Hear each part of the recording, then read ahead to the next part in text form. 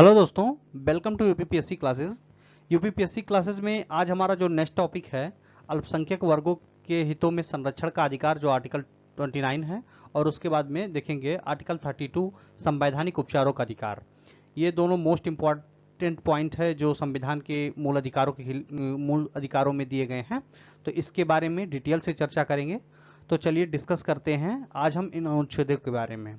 तो UPPSC classes को दोस्तों आपने अभी तक सब्सक्राइब नहीं किया है तो सब्सक्राइब कर लीजिए और बेल आइकन को प्रेस कर दीजिए ताकि वीडियो की अपडेट आपको प्राप्त होती रहे।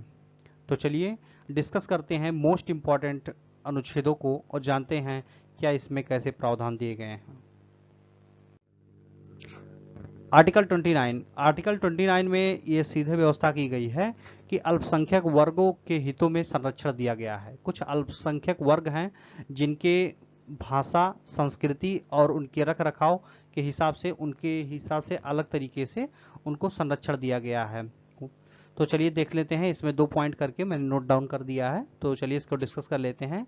भारत के राज्य क्षेत्र या उसके किसी भी भाग में निवास नागरिकों को किसी अनुभाग को जिसकी अपनी विशेष भाषा हो, लिपि हो या संस्कृति हो, उसको बनाए रखने का अधिकार होगा।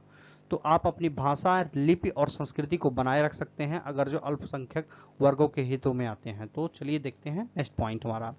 राज्य सरकार द्वारा पोषित या राज्य निधि से सहायता पाने वाली किसी भी शिक्षण संस्था में प्रवेश से किसी भी नागरिक को केवल धर्म, मूलवंश, जाति या भाषा इनमें से किसी के आधार पर वंचित नहीं किया जाएगा। राज्य द्वारा अगर जो राज्य निधि से सहायता पाने वाली कोई भी योजना अगर जो लागू की जाती है तो उसमें आप या शिक्षण संस्थान है तो उसमें किसी भी मूलवंश, धर्म और जाति, लिंग और भाषा के आधार पर कोई अगर जो अलग प्रकार का है तो उसमें किसी भी प्रकार का मतभेद नहीं किया जाएगा। सबको एक समान रूप से सुविधाएं मुहैया कराई जाएंगी। इसके बाद में हमारा जो आर्टिकल 30 आ जाता है। चलिए इसमें देखते हैं शिक्षण संस्थाओं की स्थापना और प्रशासन करने का जो अल्पसंख्यक वर्गों का जो अधिकार दिया गया है, इसमें आर्टिकल 30 में संरक्षण किया गया है। तो इसमें आर्टिकल 30 में शिक्षण संस्थाओं के बारे में अल्पसंख्यक वर्ग का जो अधिकार है उसमें निहित किया गया है। चलिए देखते हैं। समानता के सिद्धांत को ध्यान में रखते हुए भारत में अल्पसंख्यक जो समुदाय है उनके लिए कुछ अधिकारों का जो प्रावधान है आर्टिकल 30 में निहित है। धर्म और भाषा के आधार पर सभी अल्पसंख्यक को अपनी पसंद के अनुसार शैक्षणिक संस्थानों की स्थापना करना और उसके प्रबंधन की स्वतंत्रता दी गई है आर्टिकल 30 में। क्वेश्चन यूपी पीसीएस में और आरओ डिपार्टमेंट में, यूपी ट्रिपल में, पुलिस, दरोगा सब जगह धीरे धीरे पूछे ही गया है। अगर आप इसको जानते रहिए 29-30 बार जगह पूछा गया है। चलिए इसके बाद में देखते हैं। राज्य को यह सुनिश्चित करना होगा कि संपत्ति के अधिग्रहण के लिए जरूरी राशि समुदाय के बजट से अधिक ना हो। इसलिए यह सुनिश्चित करना जरूरी है कि अनुच्छेद के तहत प्रत्याभूत अधिकार संबंधित या रद्द न किया गया हो। तो मतलब यही कहना है कि राज्य सुनिश्चित करेगा कि अगर जो किसी भी मामले में संपत्ति का अधिग्रहण किया जाता है तो उस अधिग्रहण में जो मुआवजे की राशि होती है मतलब उससे एक निश्चित राशि से कम न दिया जाए। आर्टिकल 30 में यह एक स्तरीय खेल का मैदान बनाने के लिए भी एक उपधारा है। इसमें अनुच्छेद 30 के अनुसार देश की सरकार धर्म या भाषा की वजह से अल्पसंख्यक समूह द्वारा संचालित शैक्षणिक संस्थाओं की सहायता देने के लिए कोई भी भेदभाव नहीं करेगी। आर्टिकल 30 में यही कहा गया है अगर जो किसी प्रकार की भारत सरकार सहायता करती है तो उसमें धर्म या भाषा की वजह से किसी भी अल्पसंख्यक वर्ग को किसी भी प्रकार से वंचित नहीं किया जाता या फिर किसी शैक्षणिक संस्थानों में सहायता देने से कोई मतभेद या भेदभाव नहीं किया जाएगा। तो चलिए देखते हैं आर्टिकल 31 को और डिस्कस कर लेते हैं। आर्टिकल 31 में इसको दिया गया है संपत्ति के मौलिक अधिकारों के बारे में दिया गया है। तो ये जानते रहिए और यह एक निरस्त भी हो चुका है क्योंकि 44वां जो अमेंडमेंट किया गया है, 44वां अमेंडमेंट हमारा किया गया 1978 में, संपत्ति के मौलिक अधिकार को समाप्त किया गया। तभी से मौलिक अधिकारों की संख्या 6 रह गई है, नहीं तो पहले 7 हुआ करती थी जो संविधान लागू हुआ था। अब देखते हैं। भारत के नागरिकों को मूल संविधान में संपत्ति का अधिकार दिया गया है लेकिन अब वो समाप्त हो चुका है तथा प्रदान किया गया प्रथम संविधान संशोधन अधिनियम 1951 के द्वारा 31A और 31B को दोनों को 31 में सम्मिलित किया गया था, मतलब जोड़ा गया था। आर्टिकल 31 के तहत यह निर्णय किया गया कि कोई भी राज्य कोई भी कानून यानी जमींदारी प्रथा के उन्मूलन के लिए काम करे तो यह एक वैध होगा। मतलब 31A में कहा गया है, यह अब नहीं सम्मिलित किया गया क्योंकि अब 31 निरस्त कर दिया गया है। 9वीं अनुसूची में संविधान के साथ जोड़ी गई थी। इसमें जमींदारी प्रथा के उन्मूलन के बारे में कुछ कानून बनाए गए थे, जिसके अनुसार 25वें संविधान संशोधन के द्वारा आर्टिकल 31 को, और मतलब इसमें जो खंड सी दिया गया था आर्टिकल 31 में जोड़ा गया था। यह प्रावधान नीति निर्देशक तत्वों में 39B के तहत इसको सी लागू करने के लिए अनुच्छेद 14, 19 और 31 मौलिक अधिकारों का उल्लंघन करने के लिए उसमें सर्वोच्च न्यायालय में किसी भी प्रकार की चुनौती नहीं दी जा सकती। देखिए, मौलिक अधिकारों को सीधे सीधा फंडा यही है कि अगर जो मौलिक अधिकारों तक कोई भी कानून आता है कि जो मौलिक अधिकारों को सीमित करता है, तो उसमें कोई भी कानून निरस्त हो जाएगा, उसको शून्य माना जाएगा। और इसको जो 31A इसको संपत्ति का अधिकार, ये 44वां अमेंडमेंट में किया गया था। आप इसको जानते रहिए क्योंकि बार बार क्वेश्चन पूछे गए हैं। अनुच्छेद 32, इसमें आ जाता है संवैधानिक उपचारों का अधिकार और इसके महत्व क्या क्या हैं। संवैधानिक अधिकारों में यही कहा गया है आर्टिकल 32 में कि जितने भी मौलिक अधिकार हों उनको लागू करने की जो शक्तियां हैं आर्टिकल 32 में दी गई हैं। तो चलिए जानते हैं और डिस्कस करते हैं किस प्रकार से परीक्षाओं में क्वेश्चन पूछा गया। हाँ, ये क्वेश्चन डायरेक्टली मेंस में भी पूछा गया है कि संवैधानिक उपचारों का अधिकार जो है ऑब्जेक्टिव तरीके से नहीं, मेंस में दूसरी तरीके से पूछा जाता है, जो डिस्क्रिप्टिव लिखना होता है, तो उसमें आर्टिकल 32 पूछा गया है और यह मोस्ट इंपॉर्टेंट है, हर परीक्षाओं में पूछा गया है। चलिए देखते हैं। संवैधानिक उपचारों का अधिकार स्वयं में कोई अधिकार न होकर अन्य मौलिक अधिकारों को रक्षा पाए है। इसके अंतर्गत व्यक्ति मौलिक अधिकारों का हनन की अवस्था में न्यायालय की शरण ले सकता है। इसलिए डॉक्टर अंबेडकर ने अनुच्छेद 32 को संविधान का सबसे महत्वपूर्ण अनुच्छेद बताया है। यह एक अनुच्छेद जिसके बिना संविधान अर्थहीन है। यह संविधान की आत्मा और हृदय का, यह मोस्ट इंपॉर्टेंट है। यूपी SSC में तो ऐसे करके पूछा गया है कि डॉक्टर अंबेडकर ने किस अनुच्छेद को संविधान की आत्मा कहा है। तो इसमें कई ऑप्शन है, ऑप्शन 16, ऑप्शन 14, अनुच्छेद 32 और इसके बाद में अनुच्छेद 28। तो इसमें आर्टिकल आपका 32 हो जाएगा। मोस्ट इंपॉर्टेंट है, ये क्वेश्चन पूछा गया है, बार बार पूछा जाता है और छोटी मोटी परीक्षाओं में ऐसे करके पूछा है। तो चलिए देखते हैं। अनुच्छेद 32 के उद्देश्य मूल अधिकारों के संरक्षण हेतु गारंटी, प्रभाव एवं सुलभ सापेक्ष उपचारों की व्यवस्था करता है, जिसके अंतर्गत मूल अधिकारों की गारंटी दी गई है।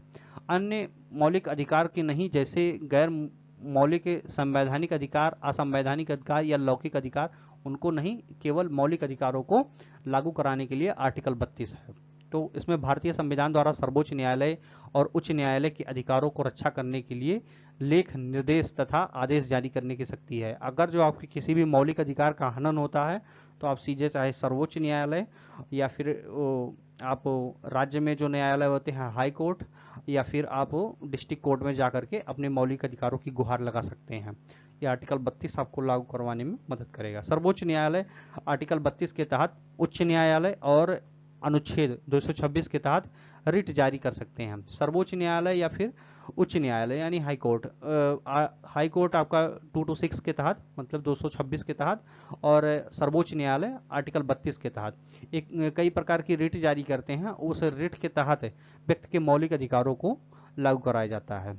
चलिए देखते हैं। आर्टिकल 32(2) में रिट की चर्चा की गई है, जिसमें संवैधानिक उपचारों के अधिकार को महत्व प्रतिपादित होती है। तो चलिए देखते हैं और डिस्कस करते हैं क्या किस प्रकार की रिट जारी होती है।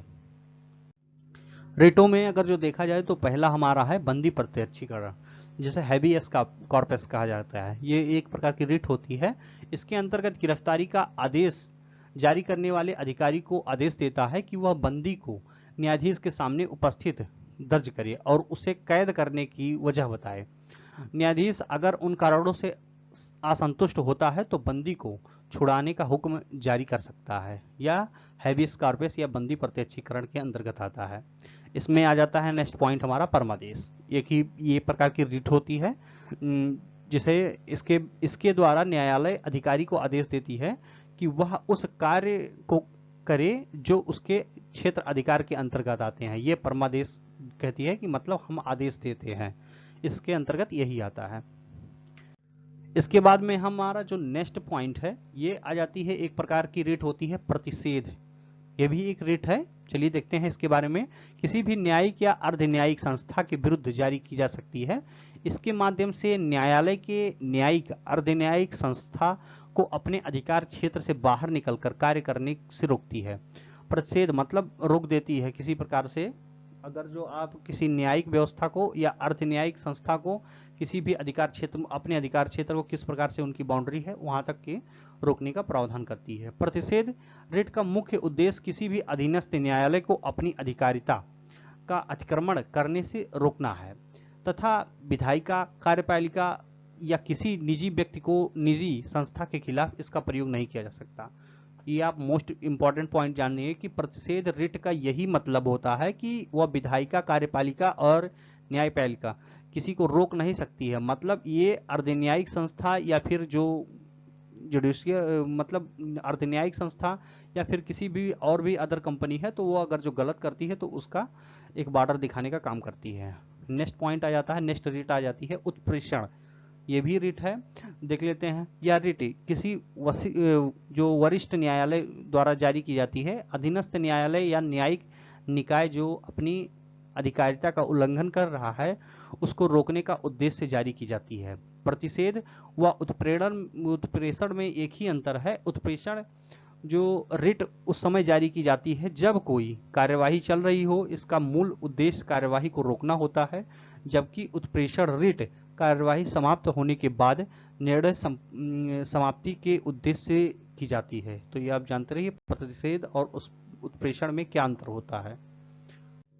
इसके बाद में हमारा जो लास्ट आ जाता है ये अधिकार प्रेक्षा। इसे भी पूछा गया है तो आप जानते रहिए ये सारे रिट हैं और ये क्वेश्चन एक एक बार करके पीसीएस और आरओ वगैरह में पूछे गए हैं। यह एक प्रकार की कड़ी या अंतिम रिट होती है जिसका अर्थ आप क्या प्राधिकार है, मतलब आपका क्या प्राधिकार है, ये क्वेश्चन पूछा जाता है। क्या प्राधिकार होता है? यह असंवैधानिक रूप से किसी भी सार्वजनिक पद के आसीन व्यक्ति को विरुद्ध जारी किया जा सकता है। कोई भी बड़ा आदमी है या फिर किसी भी संवैधानिक पद से अगर जो वहां पे स्थित है तो आप उसके रूप में ये संवैधानिक पद पे आसीन व्यक्ति को विरुद्ध इसको जारी करवा सकते हैं। साधारण व्यवस्था में संवैधानिक उपचारों को निलंबित नहीं किया जा सकता है। संसद इसको लागू कराने के लिए उचित अधिनियम बनाएगी। आपातकालीन स्थिति में अध्यादेश अथवा अधिनियम के द्वारा भारत या उसके किसी भी प्रदेश में आवश्यकता अनुसार कुछ भी सभी मौलिक अधिकारों को निलंबित किया जा सकता है। ये रिटें अंग्रेजी कानून के लिए हैं, इन्हें विशेषाधिकार रिट कहा गया है। ये जो रिटें हैं इन्हें विशेषाधिकार रिट कहा गया है तथा इन्हें राजा द्वारा जारी किया जाता था, लेकिन अब इसे न्याय का झरना भी कहा जाता है। आर्टिकल 32 के तहत इसे न्याय का झरना भी कहा गया है। ये क्वेश्चन डायरेक्टली परीक्षाओं में और पीसीएस में, खासकर पीसीएस 2016-17 वगैरह में पूछा गया है। उपरोक्त बिंदुओं में से संवैधानिक उपचारों के अधिकार एवं उसकी महत्व को देखा जा सकता है। संवैधानिक उपचारों के अनुच्छेद नागरिकों के लिहाज से भारतीय संविधान का सबसे महत्वपूर्ण हिस्सा है। अगर जो है संवैधानिक उपचारों का अधिकार अगर जो नहीं होता तो किसी भी मौलिक अधिकारों को लागू नहीं कराया जा सकता। तो दोस्तों आज हमने ये चर्चा किया है कि जो महत्वपूर्ण पॉइंट थे संवैधानिक उपचारों के अधिकार से, आर्टिकल 29 से आर्टिकल 30 से आर्टिकल 31 को भी जान लिया, तो डिस्कस कर लिया। दोस्तों ये सीरीज आपको कैसी लगी और लाइक करिए, शेयर करिए और सब्सक्राइब करिए, अपने दोस्तों को शेयर करते रहिए। धन्यवाद दोस्तों।